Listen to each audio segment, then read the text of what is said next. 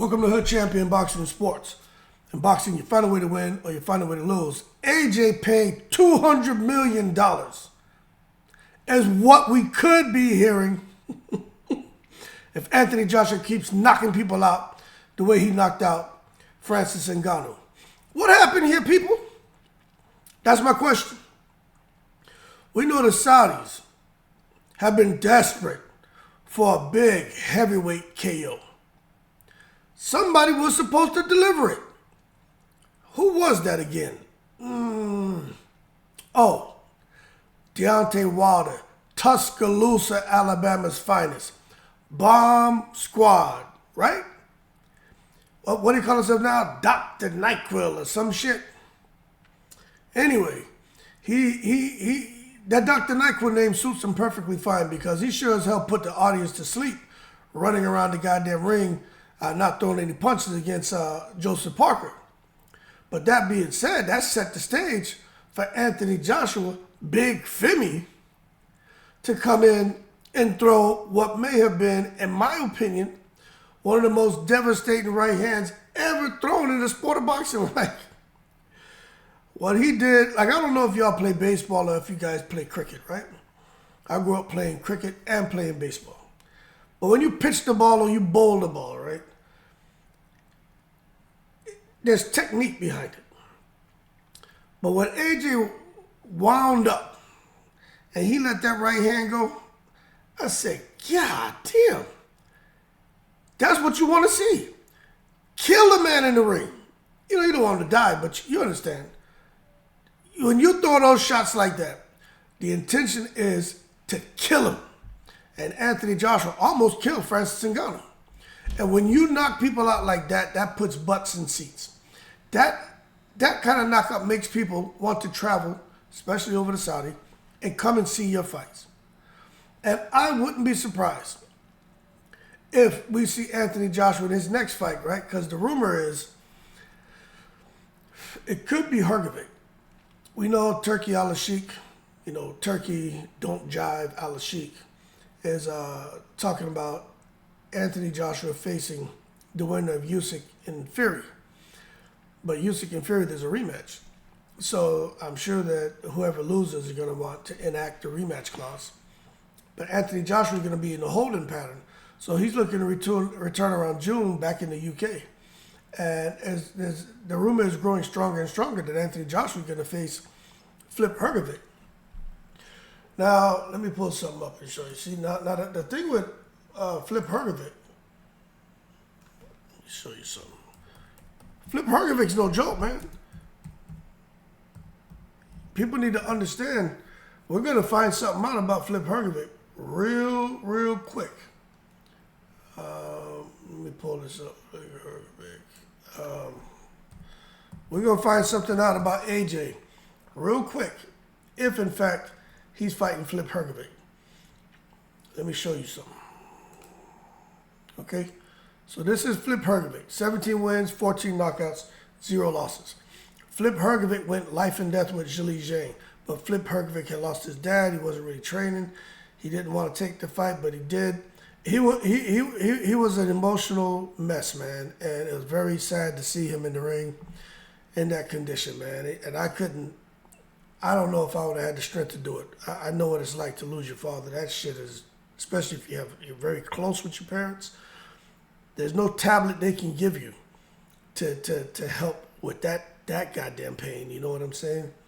But nonetheless, Filip Hrgovic, he got in there with Zhang. A lot of us felt that Zhang deserved to win, just like a lot of us feel Zhang deserved to win against Parker last night. Knock a man down twice, break his nose, bust up his face.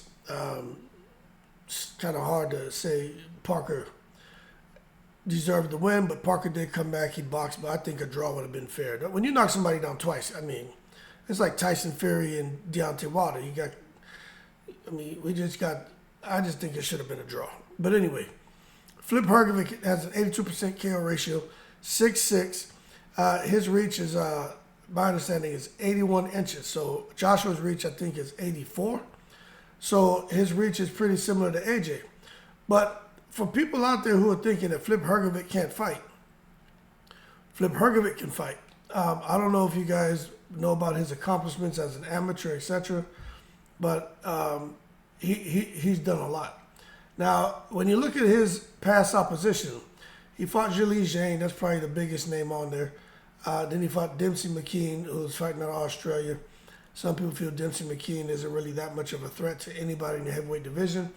But for the most part, it was a stay busy fight for Filip Hrgovic, and he ended up getting the TKO in round 12. Then he saw the joke of a fight where he knocked out Mark Demori in the first round, which was, to me, just cannon fodder. You know what I mean? Mark Demori, to me, was cannon fodder. So it was just something to stay busy, but it looks like the big fight is going to happen is Filip Hrgovic and AJ. Now, this is what concerns me about Anthony Joshua going up against Filip Hrgovic. Filip Hrgovic has a sound amateur background, right? I might as well tell you what it is since I'm talking about it, because I got it right here. Right here. I'll just give you some bits and pieces of information as we sit here and talk. So I'll just pull it up, and while I pull it up, we'll just kind of skim over it together. So you can see, as an amateur, he won the gold medal at the 2015 European Amateur Boxing Championships. Picked up a bronze at the 2016 Summer Olympics. This is talking about his early life.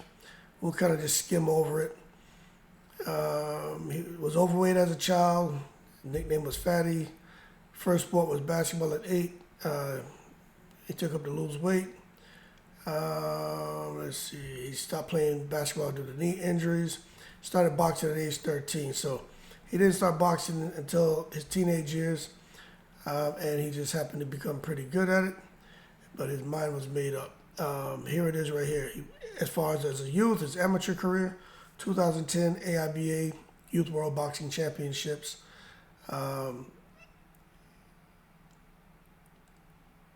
In 2012, he took part in the European Olympic qualification tournament, competing in a super heavyweight category. So he was a big boy. Despite scoring stoppage victories over Nikita Makulovic and Kaspar Vaha in the preliminary rounds, he would lose by decision to Magomed Omarov in the quarterfinals. And in 2013, he won some more awards.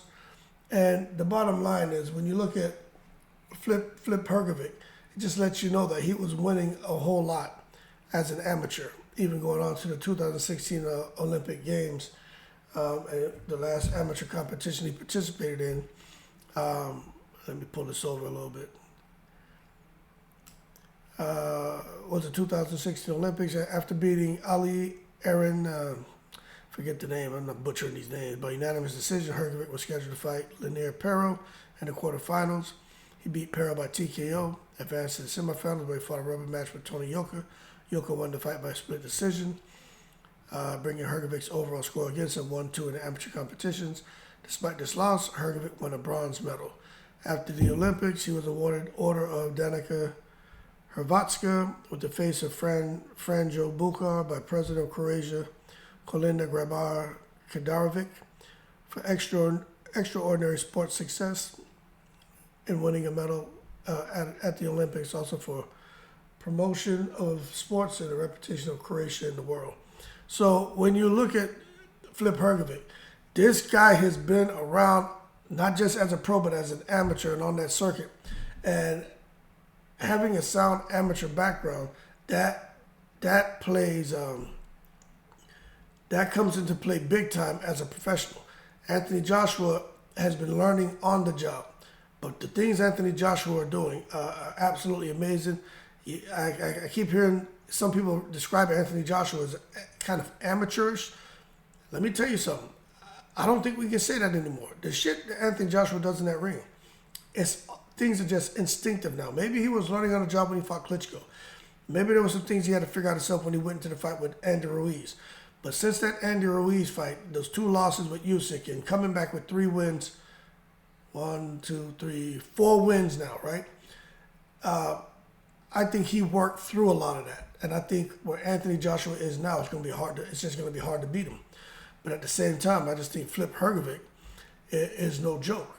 And this is going to tell us a whole lot about Anthony Joshua when he gets in the ring with this guy, Filip Hrgovic, because Filip Hrgovic is not Francis Ngannou. Filip Hrgovic is not Robert Helenius. Filip Hrgovic is not Jermaine Franklin, and he definitely isn't Otto Wallen. Filip Hrgovic's a real fighter, and AJ knows it, his team knows it, and we'll see how it goes, because Filip Hrgovic has a good chin, but AJ just has that freakish power, man, you know what I'm saying? But Hrgovic can crack too, and we're just going to see. To me, in the heavyweight division, they always say, it's who lands first. Well, I'm going to tell you,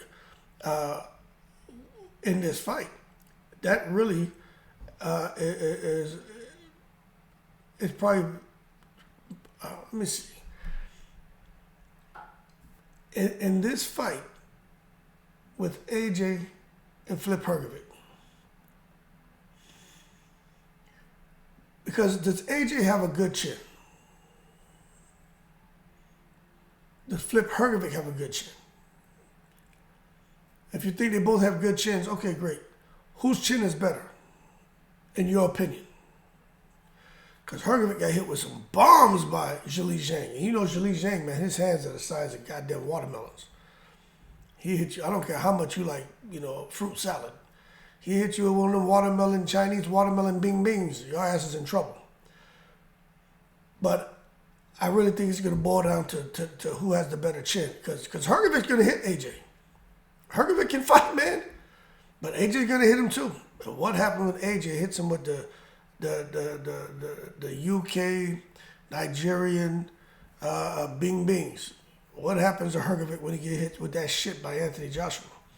But we just got to sit back and wait and see. So like they say in the heavyweight division, one punch changes anything. It can change everything, but when it comes to Hrgovic and AJ, it could be that one punch that brings AJ this momentum, to a screeching halt, because Hrgovic can fight. But that being said, we just got to wait and see. But if AJ gets past Hrgovic as a stay busy fight, which Hrgovic is not a stay busy fighter, he's the real deal. But if he can get Bism as a fight to stay busy, as Tyson Fury tries to get past Usyk, then they have the rematch, then AJ would be ready for the winner of the second fight between Fury and Usyk. And then we'll see AJ, I think, go into a fight for undisputed distinction. And you could see these guys getting paid $200 million, definitely 9 figures. I can't see AJ facing the winner of Usyk Fury after the second fight if AJ can stay undefeated, especially another vicious knockout like this. I can't see him not making $100 million for that fight. I just can't see it. Who knows? May get 200. You know what I'm saying? That being said, y'all keep cool. I'm in the breeze.